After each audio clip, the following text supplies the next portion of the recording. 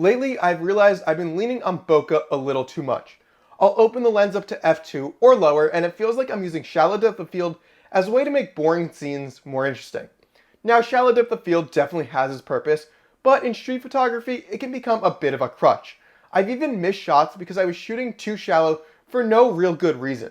So today, I'm giving myself a challenge. I'm going to keep my aperture mostly between f5.6 and f8, and I want to push myself to think more about layers, context, and story instead of just background blur. And today is the perfect day to take on this challenge because I already had a photo walk planned. I'll be meeting up with Kevin. You may know him as Easy Tiger Creative, a YouTuber from Texas who's flying in mainly to see the US Open, but also for our 3rd annual photo walk together.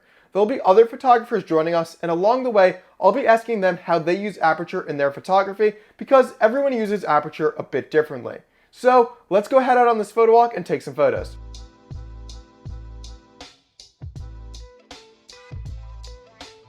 So for today's photo walk, I decided to keep it light. I've got the Lumix S9 with the Sigma 35 f2, one of my favorite lenses. I also have the 18-40 kit lens in case I want a bit more range or if I want to go wider. Like I said, I'm keeping everything between f5.6 and f8 as much as possible. If I do need to drop down because my ISO is getting high, that's a reasonable reason to drop down, and that's one of the reasons you'd want to use a lower f-stop. In low light, it does make sense sometimes to sacrifice the wider depth of field for better low light performance. At f2, your ISO isn't going to be as high, you're not going to get as much noise, and you'll get a much cleaner image. And for situations like that, I think it makes sense to drop your f-stop. But if it's sunny or if you have good light, there's no reason to when shooting street photography.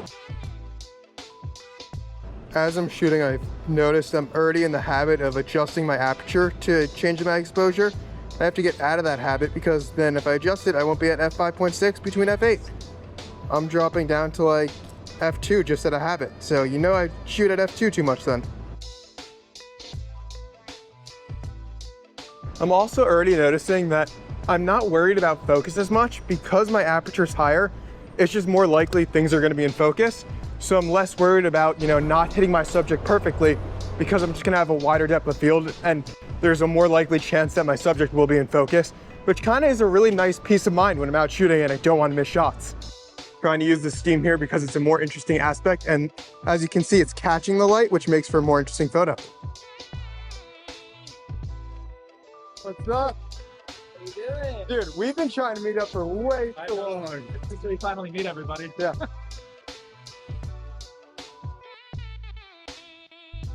I'm only about 10 minutes into this photo walk, and I've already noticed that I'm looking at light a lot differently. I'm not shooting in situations where there's not interesting light because I can't rely on depth of field to make the photo more interesting. I really have to focus on light, and that's a really good thing because light is one of the most important parts of photography.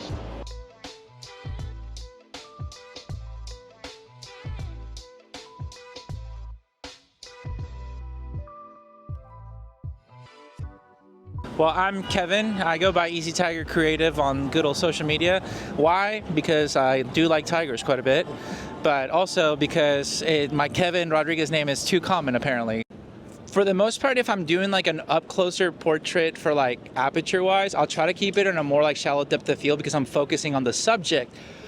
But when I want to focus on a street or something, I'll go to a higher end because I want to have the details of it. So like I've actually been shooting even sometimes like 7.1. Which is kind of wild because I never thought I would go that high. Not to 8, you just go to 7. Yeah.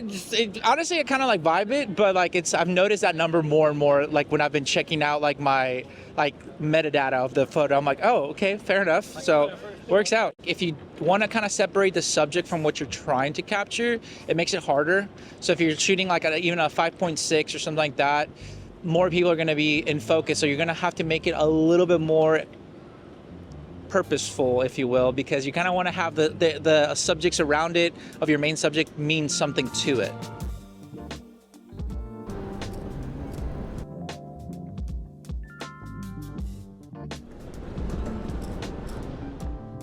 I feel like I'm strictly lower just because I don't know, depth of field, all those things.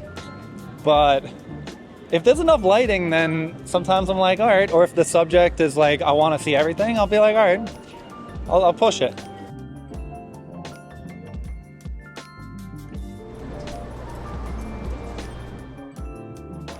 I'm struggling a bit right now. As you can tell, we don't have the best light and it's pretty flat. A big part of street photography is getting these dynamic scenes using light and your subject and contrast. And when you're shooting at these high apertures, that can be easy, but when you have boring light right now where it's super flat, I'm finding it a lot harder to get these dynamic scenes, and I'm taking a lot less photos.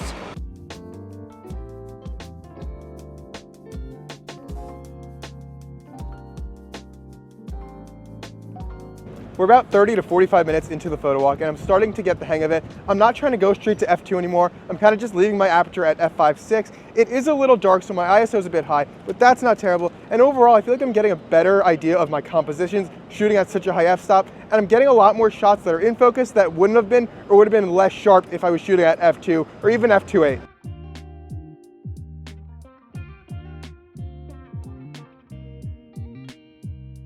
You know, this is one of those shots where shooting at f5.6 isn't necessarily a bad thing because you get a little more of the texture from these flowers.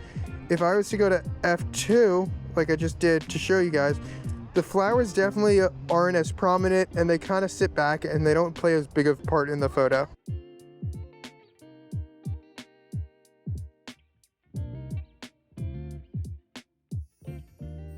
One thing I've noticed throughout this challenge is I'm wanting to use longer focal lengths. I can't because I'm using a fixed 35, but I think I want to use these longer focal lengths to compress my background and separate the subject more from the background because I can't do that through depth of field at f5.6 or f8 or anything higher than f5.6. Now, this is the whole point of the challenge. I think this just goes to show how comfortable I am shooting at f2 and how uncomfortable I am at shooting at higher f-stops, and that's the point of a challenge like this. It's learning, it's getting better at using your camera to its full capabilities, not just what you're used to. This is another situation where dropping your f-stop's really beneficial.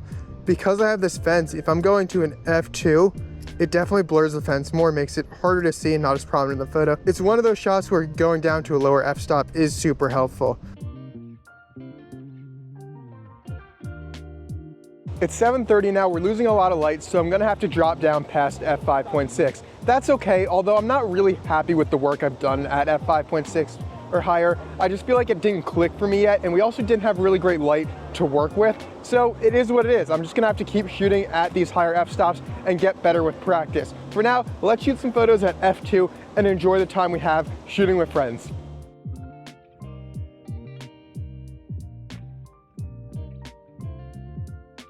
Before we keep going, I'm curious, what's your go-to aperture for street photography? Do you go based on the scene, or do you try to keep it a bit higher?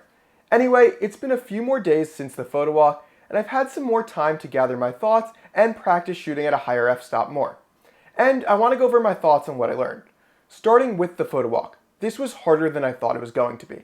I mean, I knew it would be hard, but what really made it harder was the light. In the last few years we did this Photowalk, we had really nice light. It was bright, there was dark shadows and bright highlights, and lots of contrast. However, for the day we did our walk, we had none of that. It was flat. This made it way harder to create layers in my photos and isolate subjects without relying on shallow depth of field. So overall my photos weren't as good as I hoped. But they weren't bad. I did really learn that I was relying on shallow depth of field too much, and it's something I need to work on doing less. However, this also got me thinking, why do I rely on lower f-stops so much in my work? It came down to two reasons. The first being high ISO. I found unless it was very bright out, shooting at f5.6 pushed my ISO way higher than I'd like, making my images more noisy than I'd prefer. Shooting at a lower f-stop helps you keep your ISO low, and therefore your images will be less noisy. The second reason I think I've been shooting at a lower aperture so often is smartphones. This may sound weird, but when a phone like your iPhone has an about equivalent full-frame depth of field of about f6.4, being able to drop your f-stop down in a real camera and get shallow depth of field that looks real and not artificial is kind of a big deal. When I went back and I started editing, I was worried my photos wouldn't look any better than some random person with a smartphone's photos. I was definitely wrong about that. Even at f5.6, a real camera has so much more detail, dynamic range, micro contrast. The raw files have more room to push and pull and make your images your own in editing. And it was in editing that I realized I was being an idiot, and shooting at a lower f-stop isn't what separates me from an iPhone shooter, but it's my skills when it comes to creating the image. Before wrapping up, I wanted to go through some of my pros and cons of shooting at a higher f-stop that I noticed throughout this challenge. First off is obviously my photos were sharper, and when I missed focus, the shot didn't have to be scrapped because the wider depth of field gave me more wiggle room. This was the biggest benefit I noticed, and it helped me understand why people like to zone focus a bit more. The second pro was the challenge. I like being challenged as a photographer, and shooting at a higher f-stop really kept me on my toes.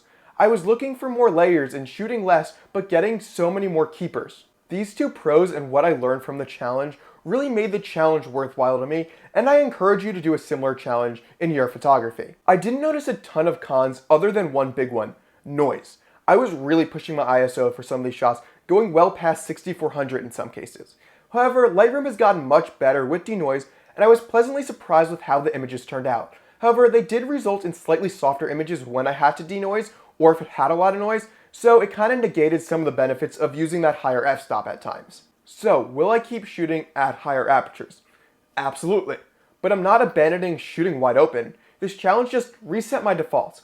If I want my image to show more layers, or if I'm worried about hitting my focus, bumping up to f5.6 or higher makes a lot of sense. When the light drops, if the background is a disaster, or I really want the subject to stand out, I'll open the lens up. There's no right or wrong way to go about photography, but knowing how to use all the tools you have available and practicing with them so you're prepared to use them when you do need them is super important. So now I want to know, what aperture do you shoot with most often? Let me know in the comments below. For now, go ahead and shoot some photos. Thanks for watching.